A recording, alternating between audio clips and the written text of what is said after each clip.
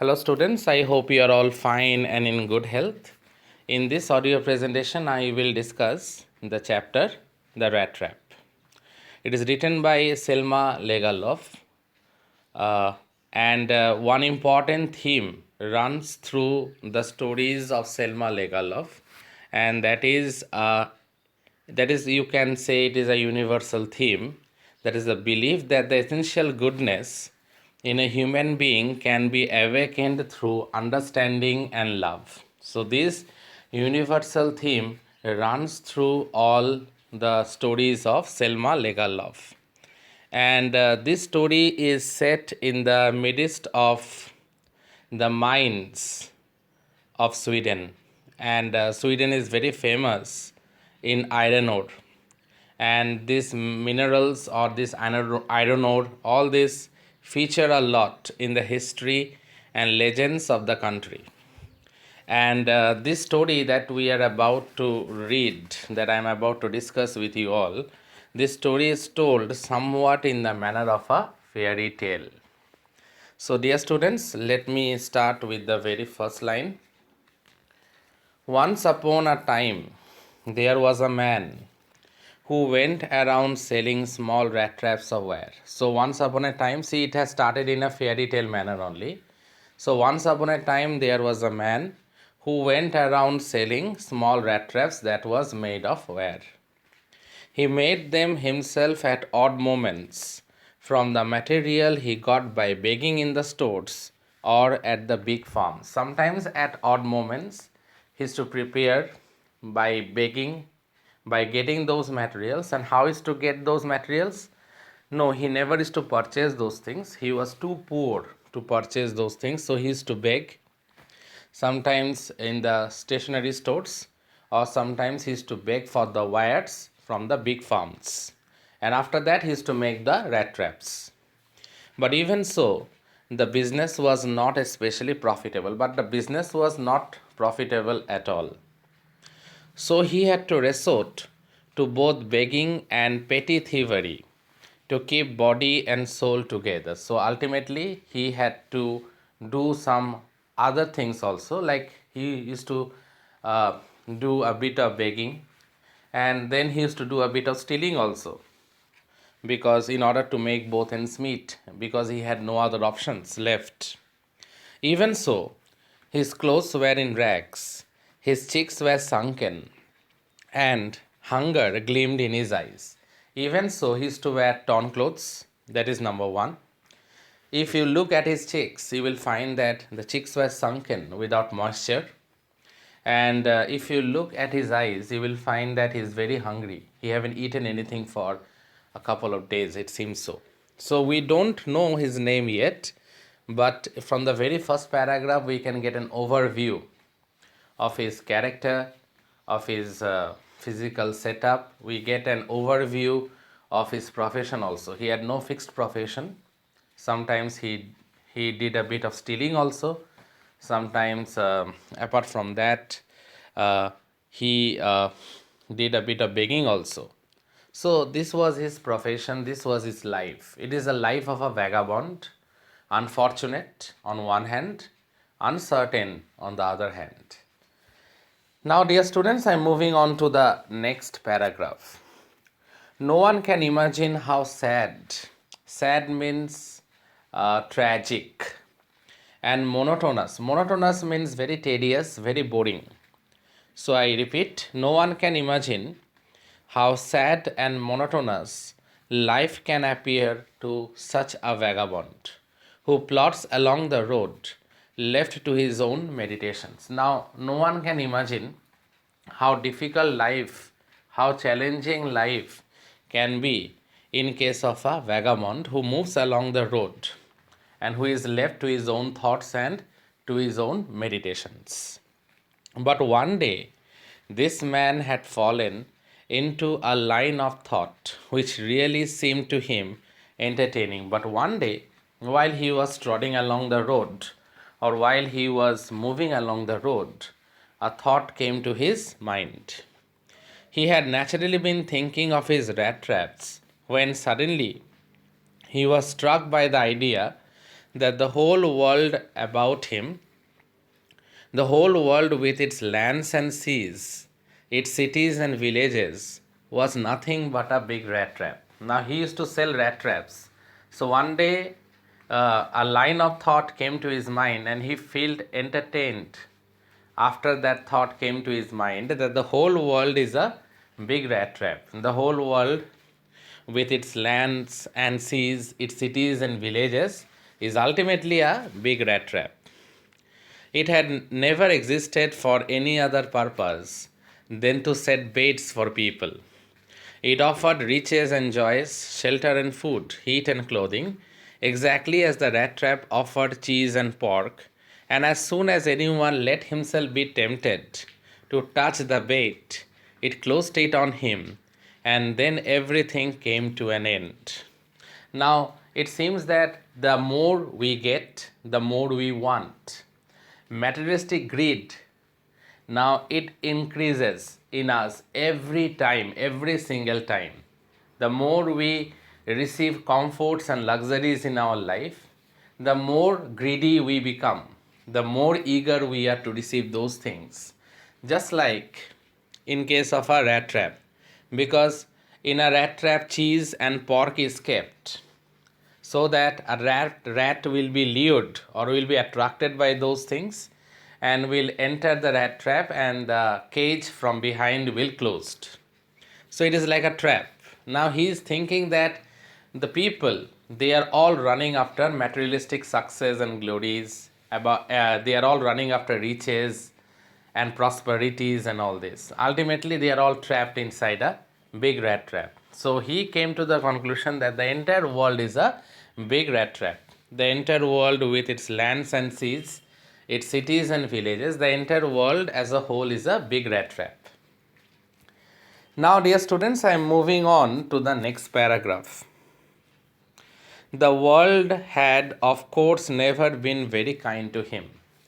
As I already told you a bit earlier, that he was unfortunate. He was very unfortunate.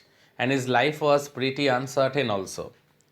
So I repeat, the world had, of course, never been very kind to him. So it gave him unwanted joy to think ill of it in this way.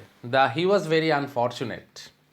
And the moment he used to curse the world, he felt a big joy from inside. It became a cherished pastime of his during many dreary ploddings to think of people he knew who had let themselves be caught in the dangerous snare, and of others who were still circling around the bait. Now, he used to see people who are already inside the rat trap, and there are some other people who are about to be inside the trap, who are actually circling around the bait. That means they are waiting for their turn. So he used to curse, he used to abuse those people, and most importantly, he used to abuse the world, because the world had been harsh towards him. So I am moving on to the next paragraph, dear students. One dark evening, as he was trudging along the road, he caught sight of a little grey cottage. Okay, so one dark evening, as you know, he was a tramp, he was a vagabond, he was moving along.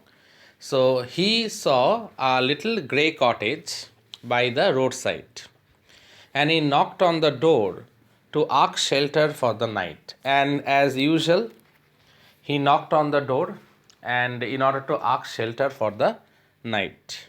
Nor was he refused.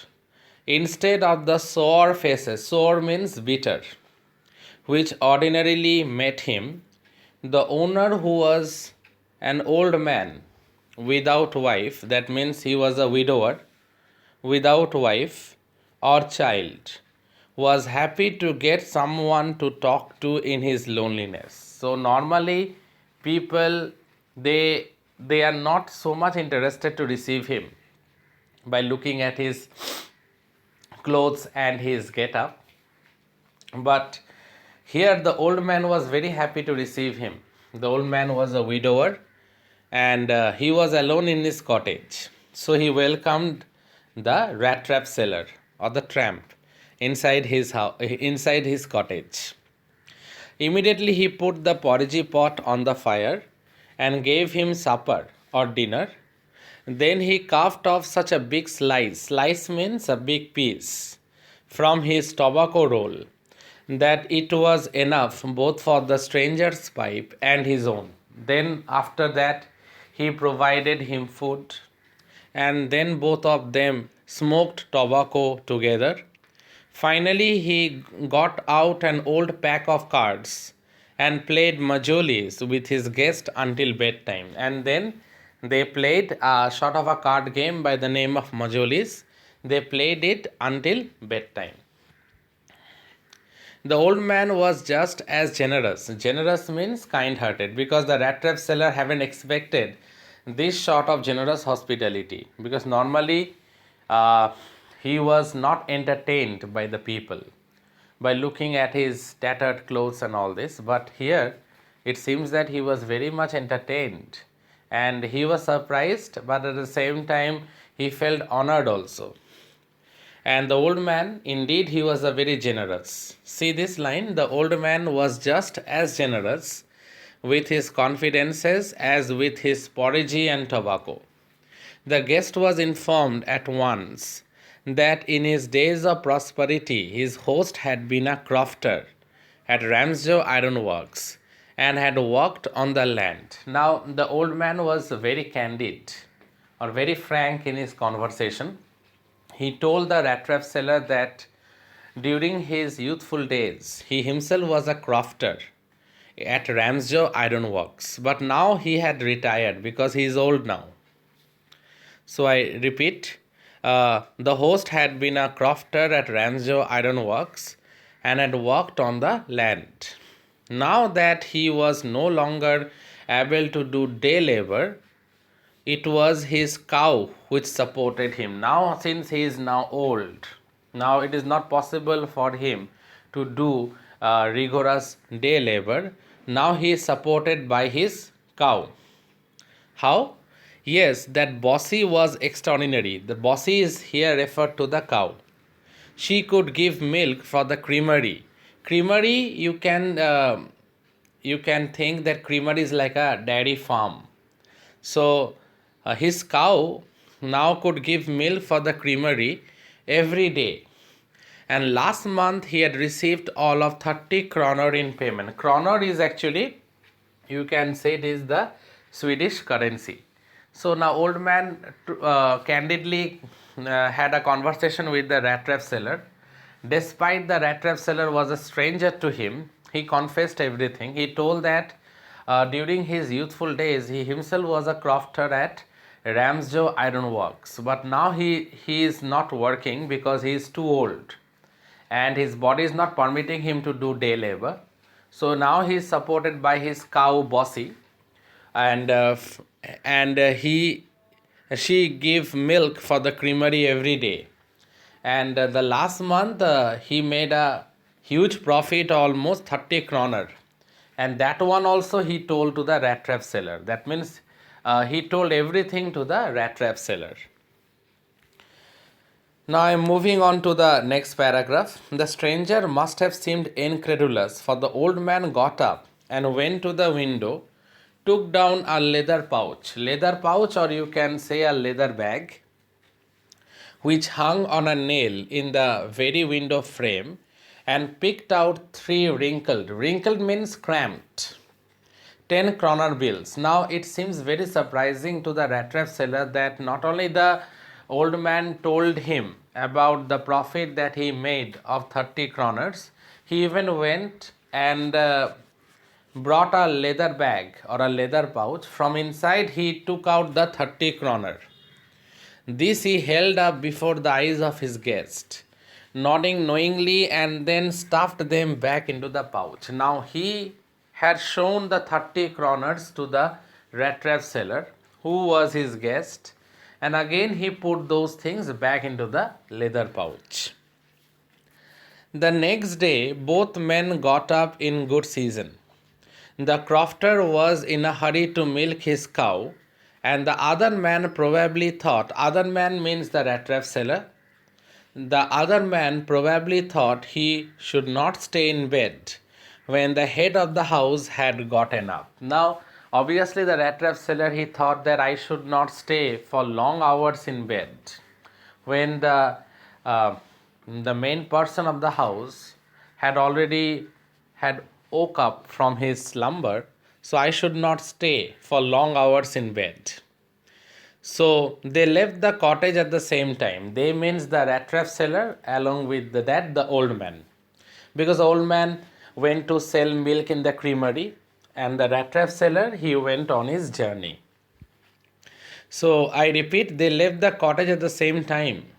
The crofter locked the door and put the key in his pocket. The man with the rat trap said goodbye and thank you, and thereupon each went his own way. So obviously, because the rat trap seller never expected such sort of hospitality and generosity that will be shown to him by the old man. So he said thank you to the old man, and finally, both of them went their own way.